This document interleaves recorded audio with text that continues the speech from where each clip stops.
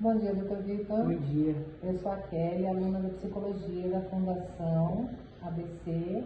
Nós, os alunos da Fundação do primeiro ano, precisamos fazer algumas entrevistas e nós escolhemos o senhor para falar sobre o desenvolvimento e trabalho voltado à disciplina ética.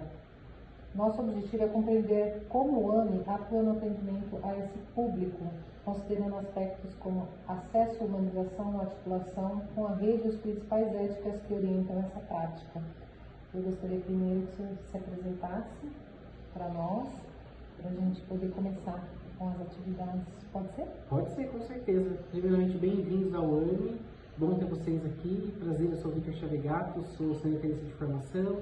Me formei na Faculdade de Saúde Pública da USP, meu mestrado é na lógica de planejamento e saúde coletiva, fiz na Unicamp, e meu doutorado também fiz na Faculdade de Saúde Pública da USP, sobre a lógica da regionalização durante a pandemia. Então é uma honra ter vocês aqui, já tenho aí, desde a graduação, 12 anos de formado trabalhando no SUS, espero que eu consiga contribuir para o trabalho de vocês. Bem-vindos. Obrigada, doutor. Doutor, o serviço possui fluxos ou estratégias específicas para acolher esse público? Como este atendimento ocorre na prática? Perfeito. O AME Santo André, ele é um equipamento do governo do estado de São Paulo. A gente atende aqui uma média de 1.000 pacientes dia, então é o segundo maior ambulatório do estado de São Paulo. O primeiro é o AME Barrabas e o segundo AME é o nosso aqui. A gente atende toda a região do Grande ABC. E o nosso perfil de atendimento é um atendimento secundário. Então, o paciente ele sempre vai passar, primeiramente, na unidade básica de saúde no seu município, e ele tem essa possibilidade, quando ele é encaminhado para fazer algum exame ou alguma consulta com o especialista, ele é encaminhado para os serviços de regulação, que estão aí organizados nos 7 municípios da região. E a unidade aqui do AME Santo André, a gente oferta esses, praticamente, a gente atende 1.000 pessoas por dia, mais as cirurgias, então a gente vai ofertar aí uma média de quase que 30 mil atendimentos mês, se a gente olhar para o laboratório e tudo isso. A gente oferta essas vagas para a regulação estadual e a regulação estadual cotiza essas vagas para a região. Então, todos os municípios da região podem utilizar essas vagas e encaminhar seus pacientes para cá. E daí a gente atende aqui na unidade o paciente de média complexidade. Quando o paciente precisa de uma complexidade maior, da alta complexidade, a gente faz o encaminhamento dele para um serviço de maior tecnologia, como na região a gente vai ter o Hospital Serraria, o Hospital Mário Covas. Sempre é um serviço SUS, então 100% dos atendimentos são gratuitos, são custeados pelo governo do estado de São Paulo e alguns projetos específicos do governo federal. Okay.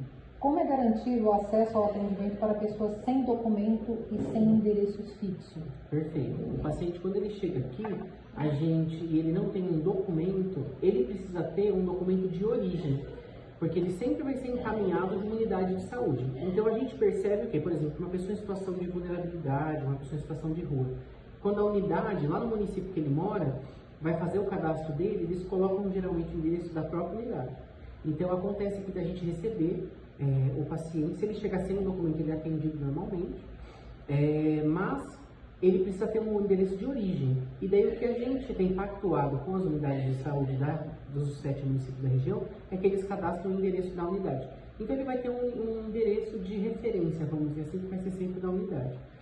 Além disso, a gente tem também a política do nome social, porque para alguns casos, né, já que é disciplina de ética, na verdade todos os casos, né, o paciente, o usuário, ele sempre pode escolher a forma que ele quer ser chamado, ou que ela quer ser chamada, independente se é uma pessoa trans ou não.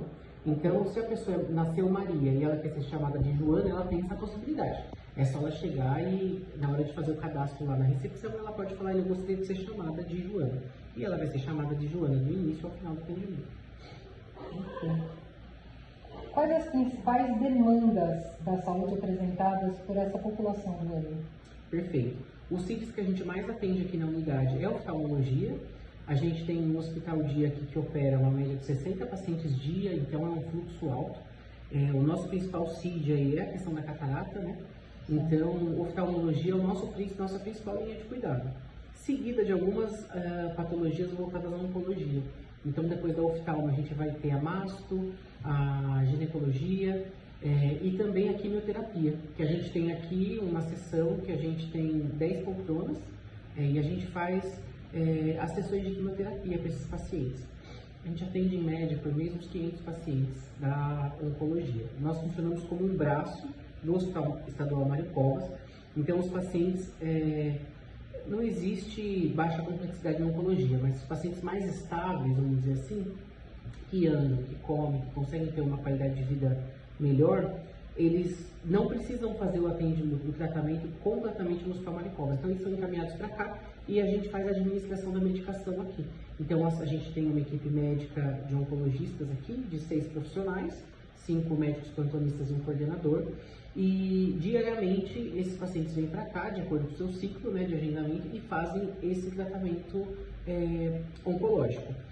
A gente tem ainda as 2 psicólogas aqui, que foi uma coisa que a gente aumentou agora no contrato novo, acho que tem um ano mais ou menos que a gente tem essas 2 profissionais, não tinha aqui, justamente para poder dar um apoio especial aos pacientes oncológicos, mas hoje elas atendem 100% dos pacientes do AME que têm a necessidade. Então, quando o médico ou a enfermagem está prestando qualquer atendimento, identifica que aquele paciente ou que aquela paciente tem um perfil que precisa passar pelo especialista psicólogo, ele é encaminhado para a psicologia. E daí a psicologia vai ter um protocolo de sessões, e daí elas usam diversas estratégias para fazer a condução de cada caso. Maravilha! Existem capacitações para profissionais atuarem com essa população de forma ética? Existe. A gente tem as capacitações por linha de cuidado e também capacitações por núcleos de ensino. Então, por exemplo, tem algumas capacitações que a gente faz na lógica da linha de cuidado. Então, é oncologia, daí envolve todo mundo. Recepção, porque é uma recepção específica da onco, a equipe da onco, da enfermagem, os oncologistas. Isso é um tipo de formação, né, que a gente tem as capacitações. Para além disso, tem algumas questões que são da capacidade técnica. Então, por exemplo, tem alguns treinamentos que são só da recepção. Então, que é para atendimento ao público, como se vestir, como tratar bem, como usar o sistema. E além disso, a gente usa também a estratégia de educação permanente, que daí é na lógica mesmo de fazer a discussão da metodologia do trabalho, do dia a dia, da validação de protocolo, de entender muitas vezes se os atendimentos estão funcionando. O AME ele tem uma avaliação pelos usuários muito positiva. Quando a gente olha, pode andar aqui no prédio, nos 5 andares e perguntar para a população, é muito raro você conseguir uma reclamação. As pessoas têm um nível de satisfação bem elevado aqui da unidade. E isso se dá porque é feito um monitoramento, tanto da equipe quanto dos usuários. Então, quando a gente olha para as ouvidorias, por exemplo, a gente tem muitos elogios. E quando aparece alguma reclamação, a gente trabalha nela. Então, a gente está com reclamação porque tal profissional está chegando atrasado. Toda a equipe é envolvida e a gente tenta resolver esse problema. E a gente tem bastante sucesso, porque aqui os problemas, às vezes parecem problemas pequenos, como por exemplo o atraso do profissional, só que aqui ele vira um problema muito grande. Como a unidade é muito bem organizada, né, a gente tem ONA 2, que é um selo de certificação de alta qualidade, né, para o serviço de saúde SUS. Qualquer errinho assim, por menor que pareça, ele se destaca muito. Então, os próprios profissionais acabam cobrando quando um profissional não se enquadra muito na estratégia. E daí essas estratégias de educação, tanto permanente como continuada, auxiliam nessa questão, né? Nessa questão de melhoria contínua mesmo do serviço. Como ocorre a articulação com outros serviços, com assistente social e saúde mental? Você estava falando para mim que tem agora os psicólogos, né? Isso. E a saúde mental. Vocês têm esse acompanhamento com o pessoal da saúde mental?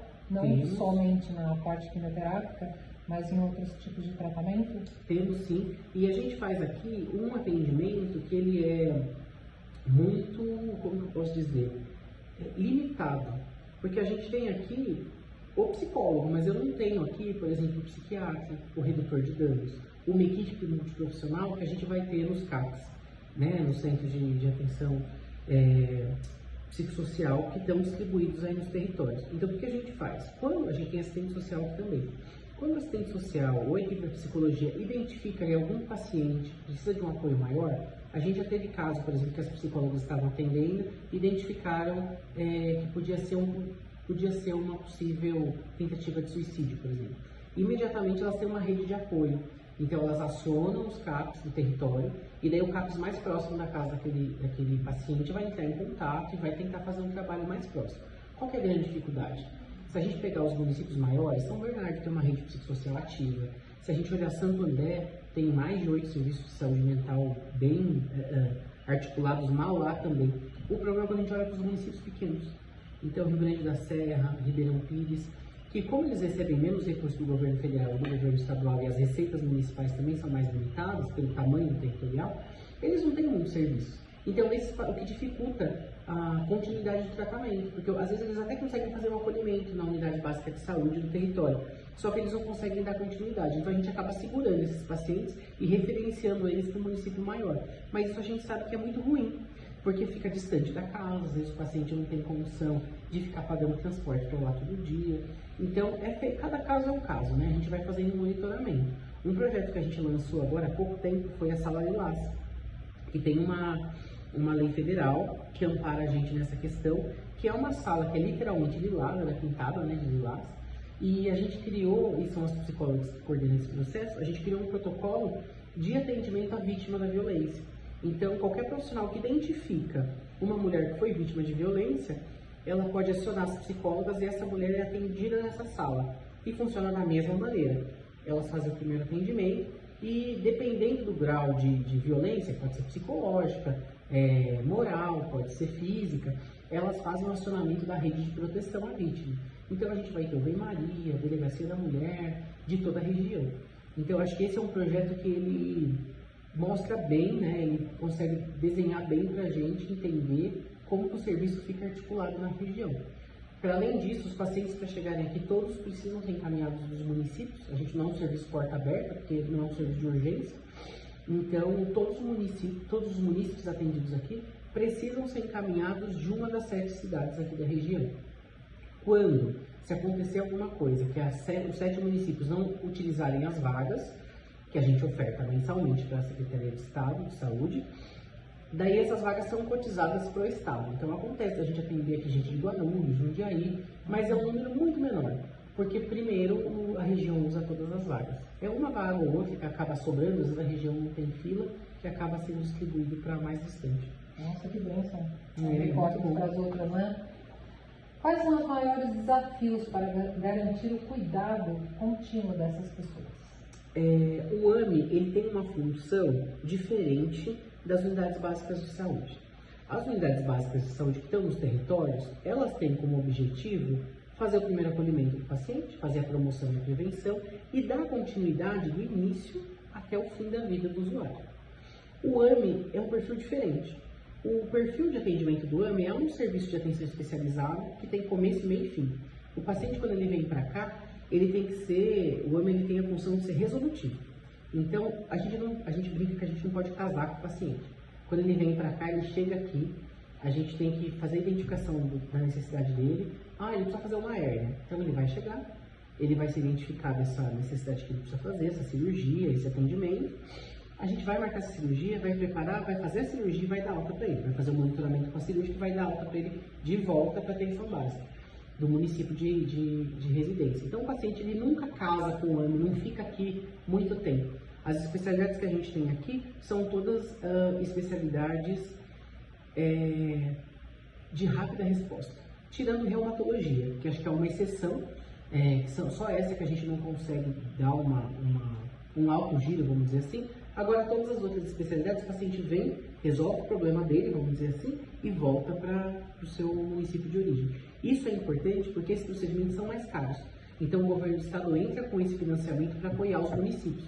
Então, se a gente pegar um dia aqui que a gente faz 10 cirurgias de túnel do carpo, ou, sei lá, outro procedimento, a gente consegue fazer 15, 20 hérnias num dia no centro cirúrgico. São 3 salas cirúrgicas que a gente tem aqui. Então, é um serviço de giro mesmo, sabe? Certo. Como são abordadas as questões da saúde mental, o uso do álcool e outras drogas? Perfeito. A gente tem, não é um foco do atendimento do AME Santo André. Porém, a gente sabe que quando o paciente chega aqui, ele é um paciente vivo e ele passa por todas as esferas, né? Não dá pra gente dividir o paciente. Ele só é um paciente da reumato, ele não faz uso de álcool ou de outras drogas. Então, o que a gente tenta fazer? A unidade tem protocolos de referência para dar o apoio para esse paciente, para o que ele precisar. mas a gente não consegue fazer dentro da unidade um atendimento 100% do que ele precisa. Mas a gente consegue, por exemplo, passar os grupos de tabaco de referência que tem no território. A gente consegue, por exemplo, passar para ele o telefone dos CAPs da região. Então, é mais uma lógica de articulação do que de atendimento de 100% da questão da saúde mental. A gente não tem leito de internação. Então, vamos dizer, um paciente que é psiquiátrico está aqui por outro motivo, está aqui passando sei lá, na dermatologia ou na plástica, veio tirar uma bolinha. A gente consegue fazer uma abordagem muito pontual ali no momento se precisar, mas a gente não consegue dar um segmento desse atendimento aqui, porque não é o perfil da unidade, o perfil principal. Né? Tá certo. De que forma os princípios do Código de Ética Profissional do Psicólogo, como dignidade, autonomia e sigilo, são aplicadas nesse contexto? Perfeito. A gente tem, o AME é 100%, o atendimento que ele é digitalizado, ele é informatizado, né? Então a gente não tem circulação de papel, todos os acessos precisa da senha e da assinatura digital do profissional. Então, por exemplo, um prontuário da psicologia. Quem vai ter acesso ao prontuário da psicologia? A psicóloga que está atendendo. Ou a outra psicóloga só vai ter acesso se a psicóloga que é a psicóloga principal daquele atendimento, quiser compartilhar para a construção de um plano de cuidado coletivo ou para alguma outra questão de apoio de atendimento. Mas o sigilo ele é 100% formal. A única coisa que ela é exposta, vamos dizer assim, é o nome do paciente. Porque como é 100% digital, todos os andares a gente tem TVs, né? O paciente ele chega, passa na recepção, abre a ficha e quando ele vai ser chamado na sala, ele é chamado por uma TV que aparece o nome dele. E aparece o primeiro nome e a primeira letra do segundo, não o nome completo. Então, o restante dos dados são todos preservados e o retém respeito à ética a 100%. Nenhuma informação é divulgada. Porém, o prontuário é sempre do paciente. Então, se o paciente quiser pedir o prontuário, ele pode pedir, que é um direito dele. A AME possui protocolos específicos para atendimento à população em situação de rua? Acho que o nosso principal protocolo, que nem é um protocolo, mas é uma diretriz, é a questão de não barrar o acesso. Então, quando a gente recebe aqui um paciente em alta vulnerabilidade, o que a gente faz? A gente tenta não perder o paciente. Se ele chegou aqui, a gente não vai barrar ele porque ele está sem o documento. Ele veio aqui para passar no oftalmologista. Tá bom, tá agendado, bonitinho. Se ele chegar aqui para passar no oftalmologista, ele vai passar no oftalmologista, ele já vai fazer o fundo de olho no dia, ele já vai fazer a retinografia, ele já vai fazer todos os exames que a gente tiver disponível aqui, porque a gente sabe que esse paciente a gente não pode perder. Então a gente tem até uma política do governo federal agora que chama OCI. Se vocês não tiveram contato ainda, vocês vão ter, que é uma forma de linha de cuidado horizontal, que eles estimulam ao serviço do Brasil inteiro a fazerem as linhas de cuidado, que forem possíveis, claro, serem todos atendimentos rápidos e no mesmo dia, porque isso faz com que o paciente não se perca. Não só o paciente de vulnerabilidade, mas todos nós. A gente sabe que a gente tem uma agenda cheia e a gente também é usuário do SUS. Então, se eu tiver que vir hoje, passar numa consulta, e daí eu vou ter que voltar mais 4 vezes para fazer um ultrassom, depois coletar o exame de sangue, depois fazer uma endoscopia e depois fazer uma tomografia, vai ser muito difícil eu conseguir concluir esse ciclo para eu voltar no meu retorno em 30 dias, não vou conseguir. Então, essa política do governo federal, do programa Mais Acesso a Especialistas agora, tem como foco esse grande objetivo, fazer com que os serviços facilitem o atendimento. Depois que o paciente chegou, a gente tem que fazer tudo o que a gente puder, lógico, o que for possível. Tem exame numa biópsia que vai demorar 30 dias para ser o resultado, tem um exame de análises clínicas que vai demorar alguns dias para sair, mas tudo que for possível para a gente resolver de imediato, a orientação é que seja feito. E tem um recurso maior para isso, então, do governo federal. Então, é uma política que ela vem sendo ampliada, não só no AME, mas em todo o território nacional. O que você acha que precisa avançar na rede da saúde para melhorar os cuidados ao público da moradores de rua? Eu acho que a gente precisa ampliar a política de humanização, sem dúvida alguma. Assim, a gente vê que, infelizmente, a gente tem muito preconceito ainda dos próprios profissionais que às vezes estão